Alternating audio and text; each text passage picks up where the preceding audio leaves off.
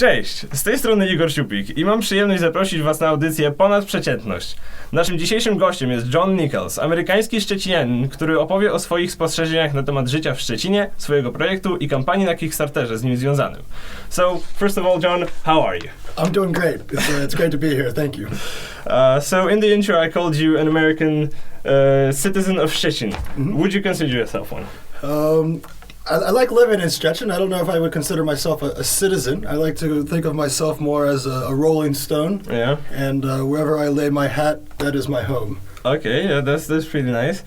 So what brought you here? It's a good question. It was love. Love was what brought me here at the beginning. I was actually, it was quite a while ago, but I worked in North Carolina at the beach at a summer job.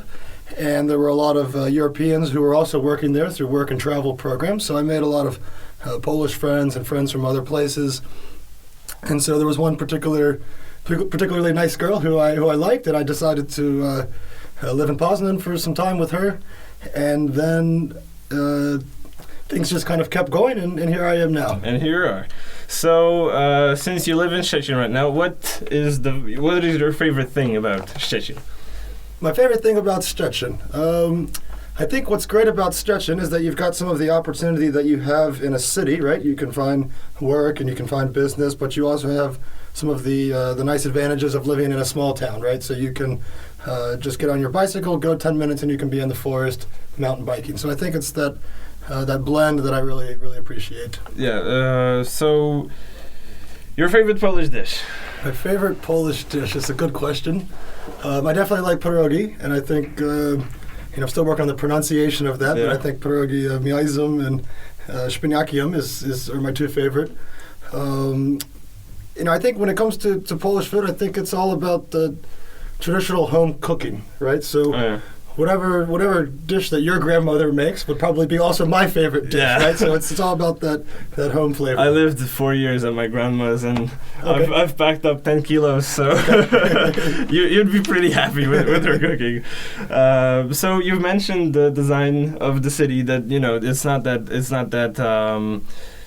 Szczecin has the aspects of a big city, but it's, as a size, it's pretty small. So would you say that it's pretty different from cities in the USA? And they are quite different. And I think one of the major differences between the two continents, let's say, is that the design of the cities, right? American cities are much younger and newer, and they're basically designed around the automobile, whereas European cities are 500 years old, 1,000 years old. So basically, when you live in the United States, you don't really do a lot of walking, right? If you live in New York City, Chicago, one of the huge cities, then you will. A city where I lived, I was very active. I ran, played a lot of sports, but when I wanted to go from point A to point B, I took my car. And so living in Szczecin, in other parts of Europe, you have got public transport, you can walk everywhere, you can bike places, and I think that's one of the big differences. I think there's advantages to both, but I do like the livable city design and this integrating pedestrians and bicycles and that sort of thing, I think is great. Plus, Western cities are much more centralized. They have, like a city center and then the suburbs, but here it's more like mixed up. It is more mixed. You can have different apartment complexes and then, a huge skyscraper with offices in it. So I definitely get what you mean. But for example, how hard is it to assimilate yourself, since you've came here with a girl and pretty much you've been dropped into into deep water? It's a different world. How hard was it to get yourself going? Well, Poles are very hospitable, and so when I settled down in Szczecin, I knew a guy from the United States, a Polish guy who had worked in the United States, who set me up with an apartment, but I actually just made a bunch of new friends quite quickly, and they helped me out a lot, and gave me food if I needed it, took me out, and I think it was, I feel quite welcomed here, and I think actually, if you meet 10 Polish guys, I think 7 or 8 of them will tell you they really like the United States, and maybe 1 or 2 of them will tell you they don't, but the majority are very welcoming. How would you say, on a scale of 1 to 10, how good are Poles in English? That's a good question. I teach English every day to Poles, so I've got quite some experience. I think your English is very good, so you've set the bar quite high. But actually, I did some research on the internet, and there was a survey of all the countries in the world and their level of English, and Poland was actually in the not the top tier, but the second highest tier. So the top tier had about 8 countries, a lot of Scandinavian countries, and Poland, I believe, was sitting around 10 or 12th. So it was ahead of Germany, ahead of France for sure, Spain for sure. So I think on a global level or European level, I think Poles have strong English, and I think it's but you do see a strong gap between, I think, in age. Right? So like younger people are much stronger at English, savvy, and they would like to speak English, and older people, it's sort of 50-50, let's say. I think it's because of the USSR.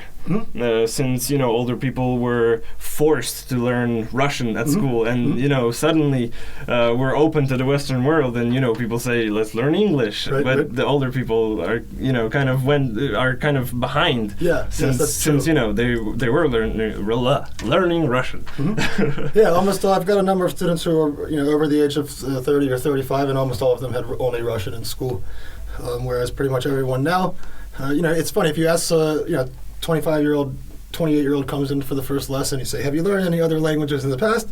He'll say, yes, I had English for 6 years at school, and 2 years of German, and I don't really like German.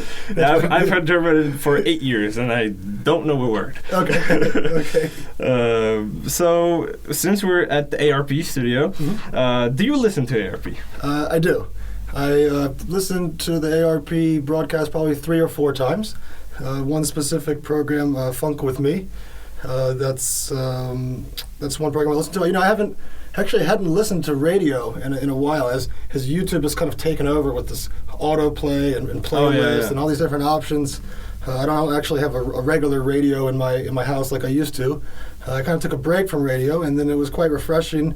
My friend sent me a link. Just click one click, and you're playing, and you've got music going for the whole evening. So I like this initiative that you guys have got going here. Yeah, definitely. I think, radios as a medium kind of went archaic. They're old. The music's in them. I started driving a car, and I'm just horrified at what kind of bad music is on the radio. They can play like some song from the 80s. It's just like, what are you doing? Just play some new songs, And that's right. I think there was a shift. I think it happened in the United States about 10 years ago, and I think in Poland as well, is that the radio stations became computerized, right? So it was all based on data on what songs people were downloading and listening to. Oh, yeah. So you've got a lot of these radio stations where they just play, top 40, not even top 40, like top 80s songs, you know what I mean? Yeah. And it's like, they don't really explore the older music like the way you would get like on Funk With Me, for example. Yeah.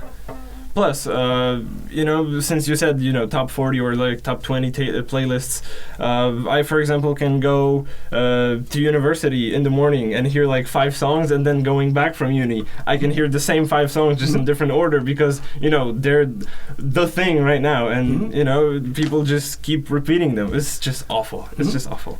And while you're talking that, I just kind of reminded me that living on Dep Talk, there's a lot of different clubs and bars that are kind of broadcasting music. Oh, yeah. Great club. And I realized that I think I don't know if they're using satellite radio or just mixes, but they seem to be recycling the same music. And I think maybe that could be a potential, market for this good thing you got going on here. So, why don't you guys tune in to our radio for your music Definitely. or whatever it may be. So you've said Funk With Me, you like that broadcast, but overall, what other music you listen to? I listen to all sorts of music. I know everybody says that. Yeah. I really do. I do have an appreciation for music from the 60s and 70s. I really love the Beatles, of course. I like a lot of Motown. I think recently I've been listening to a lot of Marvin Gaye, so exploring some more music from the 70s. A blast from the past. Yeah, a blast from the past. But, I'm open to new stuff. I like some newer electronic, let's say. And I even like to try to make a little bit of music on my own. Maybe not to perform in front of other people, but for myself. So yeah. So we've kind of touched on that you're an English teacher.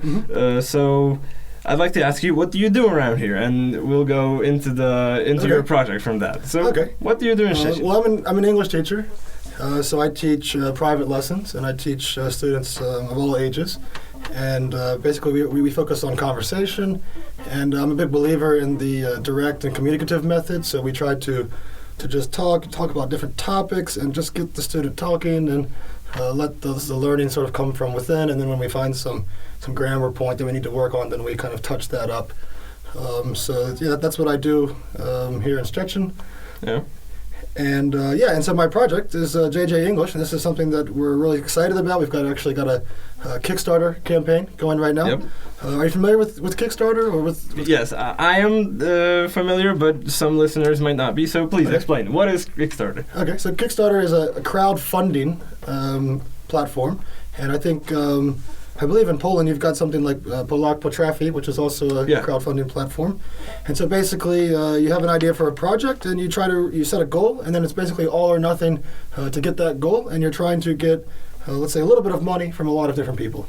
And the incentive for people to donate to your project is that they receive some part of the project. They call them rewards. Yeah. So, for example... There's stretch goals, they're called on Kickstarter, right? Right, exactly. Yeah. No, but I mean an incentive for someone who has donated to the project. Yes. So, for example, if you donate $8 to our project, we give you 6 months of a premium account of our application. So that would be a typical example of how a reward would work. Yeah, and for I looked at your page, and it seems that you have something like $20 value for $10. Like, you know, if you donate $10, you get something right now, or when it's done. Right. When it will be done, it will be like twice the twice the price. Yeah, that's the whole idea, is that you get in on the idea early, and you show the team that you believe in the idea. Yeah. And then we want to thank people for helping us and give them something back. So I understand that there's different parts of the project. For example, there's the vocabulary app. What is it? Okay, so are you familiar with flashcards? Yep. Okay, so basically this is a digital flashcard app, and we've taken the 2,000 most common words in the English language, and we've grouped and sorted them by difficulty and subject, and we put them into different levels. And basically you go into our application and you can play a game, and you need to get each word right. Each group has about 10 words, and then the words that you miss are recorded in the application, and then we create new groups based on the words that you've missed, so you can focus on your trouble words. Oh, okay. So it tracks your learning, and then curates the learning experience further, right? Exactly. That's exactly what it does. It's tracking what you're doing, and then you can even see after you complete the game what words you missed, what your highest score was. And so, I give this to all of my students, and then, we have over 3,000 people who have registered in our application and used it. But basically, people are starting at the beginning, and they're testing to see how many words they know, and then they're going back and repeating the groups that they have trouble with.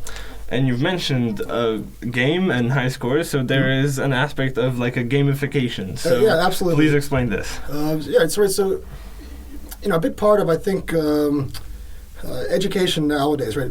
Information is everywhere, right? Information is ubiquitous, and actually the value of information is almost going towards zero, right? Because you can find information everywhere. So when you talk about educational products, I think motivation is the huge thing that you really, the value that is there. Yeah. If someone comes for an English lesson, it's okay, you're giving them, how to say the word properly, you're giving them some knowledge, but it's the motivation to keep working, which is the real value. So I think it's the same thing here with the gamification, is how do we incentivize students to keep going, right? And how do we make them keep going? So what we're doing is we're simply testing this application with students and saying, what do you like here? So one feature we have is badges, right? So if you get all the words right completely, then you get a special badge that says perfect. No, if so you score it shows that this student has done something right. Right. If you get in the top 50 or in the top 5, so maybe I remember being a child playing arcade games, right? Playing Mortal Kombat, and typing your initials on the top 10. So it's really the same idea, right? To compete, and why are we doing this Kickstarter campaign, right? We would like to develop this project much further. So, for example, you could compete against your friend in vocabulary learning, right? Or you could compete with other classmates and learn more words, and so that you have a little bit of this competitive aspect to motivate people to learn. Plus, I've seen like a time trial thing that when you finish, it shows you how much time it took, and then it showed you like the top times that other people did. That would be actually pretty fun because not only you learn to type fast, but you learn fast. You know, you're trying to compete, with your mind, like doing it fast so you can do it faster than others. That's actually pretty cool. Right. Yeah. And it's all about retrieval, right? Because memorizing vocabulary is a small part of being able to speak English. Exactly. But if you're sitting right here on the radio and you can't find the right word, if you can't retrieve it quickly, it's going to cause you problems. So you want to be able to retrieve those words very quickly. I've got one student now who she'll repeat every group until she gets in the top 5. Wow. I mean, she'll do it 6 or 7 times over until she gets into the top 5. So that's great because she is enjoying learning, which is not always. Yeah. I hated learning. I hate learning. That's always the most fun thing to do. So we've talked about the gamification and the vocabulary app, but there is actually some seriousness to it. Like you've mentioned that you're a teacher and you gave it to your students. So there is a teacher dashboard. Exactly. Right? So the teacher dashboard, this is what we... the first step is to build something that people can use on their own, so self-learning. Yep. But the next logical step is to integrate this into the classroom. So you've got classrooms all over the world with many different sizes. My brother taught in Thailand with 50 students in the class, right? Typical class, 35 students. Really, I think class should be about 10, 15, right? Smaller groups are easier to. But, schools are strapped for money and resources are limited. So what the teacher dashboard does is it's a panel where the teacher can see let's say for example the vocabulary level of each student, and then each student learns differently. Definitely. Are you familiar with the concept of student-centered learning? That means that basically you curate the learning experience to each student, right? Exactly. Rather than the traditional classroom model, you've got teacher-centric learning, right? Yeah, the teacher says something and the student's supposed to learn. Simply just giving information and they're writing it down. Yeah, definitely. Which is not optimal, right? And not the most efficient. So, but not every student is going to learn at the same speed or in the same way. But you don't want the kids that are learning quickly to feel bored, and you don't want the kids that are struggling to feel bad, right? So you want to motivate each student individually. So on the teacher dashboard, the teacher could see the progress of the different students, and then with just one click could say, all right, for homework, all 30 of you need to complete 3 more groups. Not the same groups, right? The groups that are special for you. So each student has the same, let's say, quantity of homework, right? But it's but the stronger students can keep going, and the weaker students can have time to focus on what they need to get right, rather than I think what you see in a lot of schools now is they just go from Unit 1 to Unit 2 to Unit 3 to Unit 4, and they don't really care what percentage of people learned Unit 2 before they went on to Unit 3. They just rip through it. Right, so that's not really... the purpose of education is not to just go through it just to get it done, but to actually progress. So I think that's I think you're seeing a shift in that in schools around the world, but it requires more resources, right? And I think technology can be the key there to fill that gap. Yeah, right? Definitely. Technology is taking over everything right now. Especially, that it's online. Right. I understand there will be like a mobile app. Right. So that's what we are working on. We want to build it on the web first, because I think that's just traditionally that's the way to go with product development. You can use it on your mobile on the browser, but at this point it's not yet optimized. But we do have it dynamically built. But yeah, exactly. That is our future goal, is to build a mobile version. Probably start with Android, test it out, see how people respond to it. A number of people, when I ask people who use the product what they would like, that's usually the number one answer, is we would like a mobile version. But we know how much work it takes to build a proper mobile product, so we want to do it in the right way. And going back to this teacher dashboard, let's say the long-term vision of this would be, you've got around the world you have different, let's say, infrastructures when it comes to educational technology.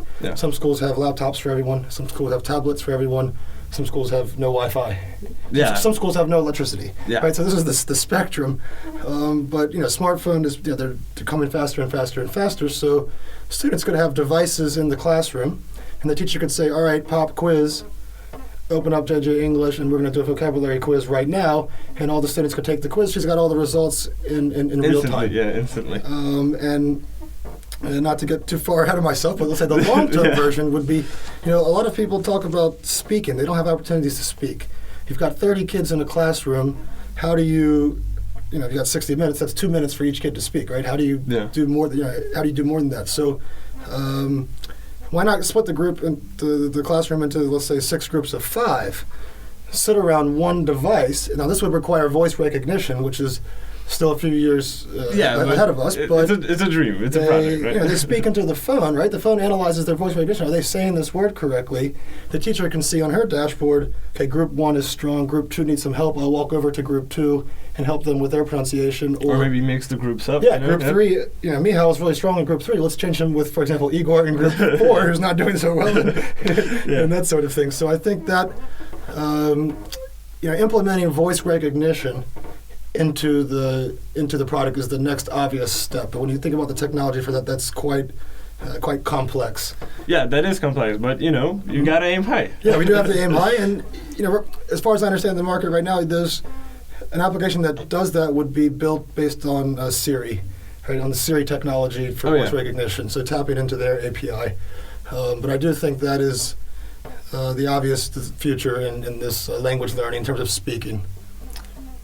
So you also have a YouTube channel, right? Mm-hmm. So what's on it? Okay, so that's the YouTube channel was actually the beginning of JJ English. It was sort of a hobby at the beginning. Now we've got, for the past 2 years, we've been working quite seriously with our team and building this vocabulary product. But I just sat down after lessons one day and I said, I'm sick of explaining the present perfect tense to people. Oh, yeah? But if you go to the club and you listen to the song from Dirty Dancing, I've had the time of my life. It's, I have had the time of my life. It's present perfect. Yep. It's happened in the past. It still affects the now. He had a great time. He's singing it at the final dance. So I decided to just find songs that use the present perfect and cut those examples, have the lyrics on the screen, and make a video about it.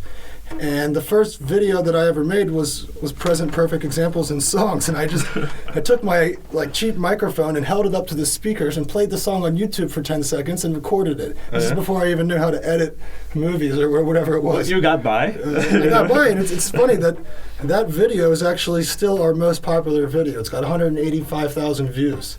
So we made some other videos. I had a guy help me out, and he taught me Adobe Premiere, and I made some shiny looking nice videos. But that particular video, because it was raw and it just had a lot of examples, no one cared about the quality. Plus, it was true. You just wanted to help people. Right.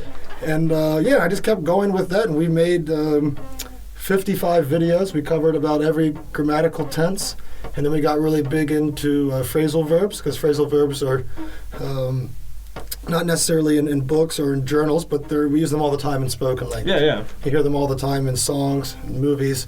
So we made a whole series of phrasal verb videos. And the support we've gotten, people around the world love it. They say thank you, and we've got over 1,000 views every day. So it's really, it's a nice, just let's say, side project of JJ English. Yeah. So what, getting down to it, what inspired you to create JJ English? Because, you've said about helping people, but I think there was some traveling involved. Yeah, there was some traveling. I actually went to India to visit some family I had there, and I worked at an orphanage and at a school. And I remember, we were in the classroom, and it was an English classroom. I hadn't even really started teaching at that point in time, but I think I was reading a book called Wikinomics and thinking about the globalization. And the English textbook they had was from the 1960s. Okay. You know what I mean? And I was just thinking, why don't we, we've got Wikipedia. Why isn't the whole English textbook one online source that everyone uses, that it's free? I mean, there is plenty of English, resources out there. We need to put them all together. And I also realized that the technology could have a huge part of this. So that was, let's say, the initial idea. Then I went back to India 2 years later with the PowerPoint files that I just created. That you mentioned showing to the class, Yeah, so I only had about 200 words, but we went and we even, we taught school children, we even taught, orphans 7, 8 years old who basically knew no English. we could give it to the teacher there who also didn't know any English, but she could just press enter on the PowerPoint. You've got a picture of a bird, and they all say bird, right? And then next picture of a cat, and they say cat, right? So that was the original idea to, that's where it originally came from. Yeah, that's actually pretty cool, because I myself, me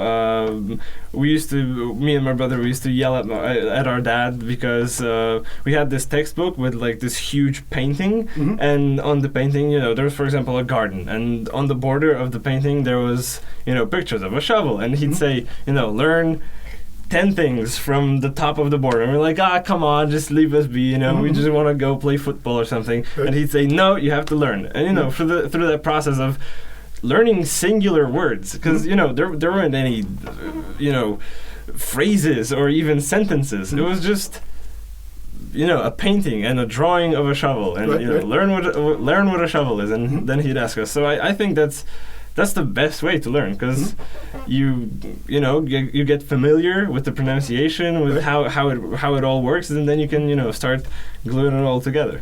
Exactly. So you've mentioned that you have a team. So who do you work with? Okay, so I've got the main partner is a guy named Paul, and Paul played frisbee with me, and I've known him for about 3 years, and he studied information technology, and he has been working for the past year and a half. We've been working together to build what we have now. So he does all of the programming. Oh, okay. He's basically our CTO. He's in charge of all the technical stuff. I do have a background in engineering. I studied industrial engineering, and I had a course or two on programming, but I'm not a programmer. Yeah. So he helps us with all of that. And then my friend Michal, he is his exact role, I would say, is more of a mentor, but he has been to India twice with me. He was there from the beginning. He also has a background in information technology, but he's not a programmer per se now. So he gives me a lot of advice on the technical aspects of the product. And then we do have our social community manager, Carolina. Oh, yeah. So she was actually a student of mine, and then she kind of joined our team as an intern. Oh, and now she's a big part of the team. She takes care of all of the social media channels. She taught us a lot about Facebook and how to communicate with customers. So that's sort of our core team. And then we have had people over the years who have just helped us out, friends who have helped us, that sort of thing. But that's our core team, you could say, is Paul, Carolina, and Michal, and I. So we've mentioned that you have that project, and the Kickstarter is live. How is it going right now? The Kickstarter is going great. Right now we are, I believe, 72% funded. We've raised about $6,000, and our goal is $8,000. Okay. So it's going great. We've still got 2,000 more to go. So we've got a lot of work, and we're quite stressed. It's really been a roller coaster ride. But I can tell you, there's one thing. When we were planning this whole strategy, we were thinking about the benefits of having the money and being able to build what we really want to do. But what I didn't realize was that, let's say you got an investment from one person, or from the EU, or from whatever it may be. You've got trust between one person, and this is a relationship between you and them. But what we've got with this crowdfunding, we've got over 60 people who have given money to our projects. So 60 people are depending on us, right? And they've put their money and then their belief behind us. So that has been absolutely great, and that has been extremely motivating to see people from all over the world. People that we don't know, people we knew 20 years ago. Going online and backing our project. Yeah, that's the thing. As far as I know, all these backers are anonymous, right? They're anonymous and within our network. Oh, yeah. So friends and friends of friends. Okay, so I saw that somebody gave you $1,000, right? One of the goals was $1,000. Do you know who that was? I do know who that was. That was a very strong believer in our project from back home. So we do have. Let's say donations of all levels. Okay, yeah, because I've noticed that you have that $1 one, right? Then it goes to 8, I think. Then 12 or whatever. Yeah. So $1,000, that's a lot. That's a lot of money. It is a lot, but we do have a good project going. A good idea. Well, I support it. I haven't gave it money yet. Okay. Definitely after I get home, I'll do it. Since Wow, I've been pretty busy with with my university and whatnot. So yeah. Yeah, that's awesome, and it sounds, I don't know, it sounds cliche or whatever, but really every dollar does count. Yeah. And when someone goes online and backs our project for $1, it's not like, oh, they only gave $1. It's that person took the time to go online, to read about our project, to listen about it, to create an account and to put their information on it and back it. So it's, believe it or not, it means a lot to us. Our team is watching every day to see what happens. So it's very nice when people do that. So talking about cliches, I'm going to ask you, where do you see yourself and JJ English in 5 years? That's a nice question. We would like to see JJ English being used all over the world. We would like to have it, people from whatever their first language is being able to use it. So adding a lot of languages. We would like it to be in some form. In some basic form, free. Oh, yeah. I do think there are a lot of people who can benefit from English learning who may not have enough money to benefit from English learning. And really, I think, when you talk about 5 years from now, we would absolutely like to implement it into schools and to build, if you're talking about vocabulary, for example, a system that can connect with the school's curriculum. Oh, okay. Right? So if you've got a different curriculum in Poland or in Szczecin or in a different country, we're not trying to change the whole curriculum of a school system, but create a tool that adds value to this system. So that would be, let's say, the long-term goal there.